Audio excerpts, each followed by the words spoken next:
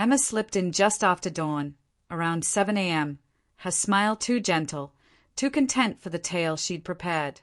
It wasn't the look of someone who'd spent a quiet night at her friend Mia's, as she claimed. I was already up, seated at the dining table, coffee warming my hands, watching her from the kitchen's edge. She didn't notice me at first. Her heels tapped lightly as she entered, humming a soft tune like it was any other morning. Shoes off. Purse dropped to the floor. She moved as if I was still asleep, as if questions wouldn't come. "Hey, babe," she said, feigning surprise when she saw me. "Up, Eiley." I took a slow sip of coffee. Barely slept. A shadow crossed her face, a fleeting crack in her composure. "Rough night?" she asked, her voice too airy, too forced. "Something like that," I replied, eyes locked on hers. She reached for normalcy. "Mia's was great. You know, just wine, some movies, girl talk." I nodded, deliberate. "Mia's been in Toronto with her boyfriend." Her smile wavered, just for a moment.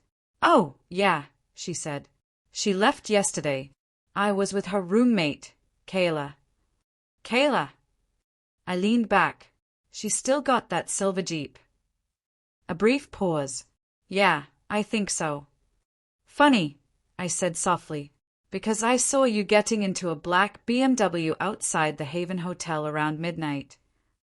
Her face drained of color. "You what?" "I followed you," I said, calm. "You left at 10:30, said you were grabbing drinks with MIA. I checked her stories at 11 o'clock, so she was gone. So I drove until I found you. Haven Hotel. You met him in the lobby. Kissed him before the elevator doors even opened." She froze, breath shallow, eyes wide, searching for an escape from the truth she'd woven. "It's not what you think," she stammered, voice trembling. "No," I said evenly. "It's exactly what I think. You've been lying for a while. I know you stayed with him." Tears welled up. She stepped forward, reaching out, maybe for me, maybe for a way to rewrite the moment. "Please," she whispered. "It was a mistake. It just happened." I stood, chair scraping softly. I raised a hand, not in anger, but to halt her. "No need to explain," I said. "I know enough." Her breath hitched as she tried to form an apology. "It was one night," she murmured. "It didn't mean anything.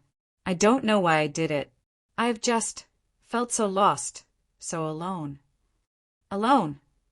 A bitter edge crept into my voice. "I asked you to talk to me. I begged for therapy. You pushed me away every time." She wiped her eyes, reaching for my hand again. "I know I screwed up. Can we please talk? Try to fix this?" I nodded toward the dining table. Her gaze followed, landing on the manila folder waiting there. She hesitated, then opened it. Her breath caught at the sight of the divorce papers. "Divorce papers," she whispered. "Signed by me," I said. "Just needs your signature." Tea spilled as she trembled. "Please, don't. It was one mistake." "Was it?" I asked. "Or just the one I caught?" Emma stood in the kitchen where we'd once danced barefoot on lazy Sundays, where we'd laughed over Scotch toast and weak coffee. Now she clutched the papers like they could anchor her, like they could undo her choices. "I never wanted this," she said, voice breaking. "But you chose it," I replied.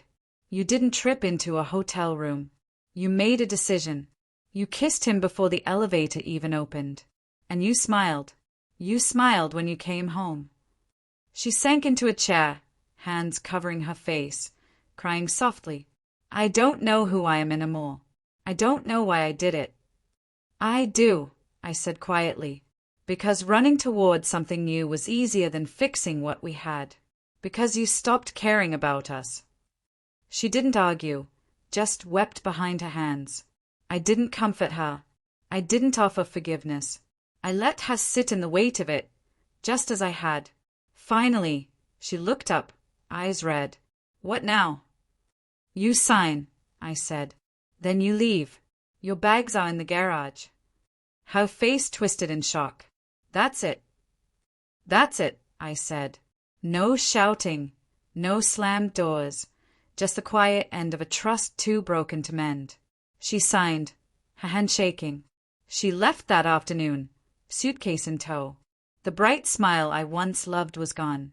And for the first time in ages, I felt something new. Not joy, not yet, but peace. For now, peace was enough.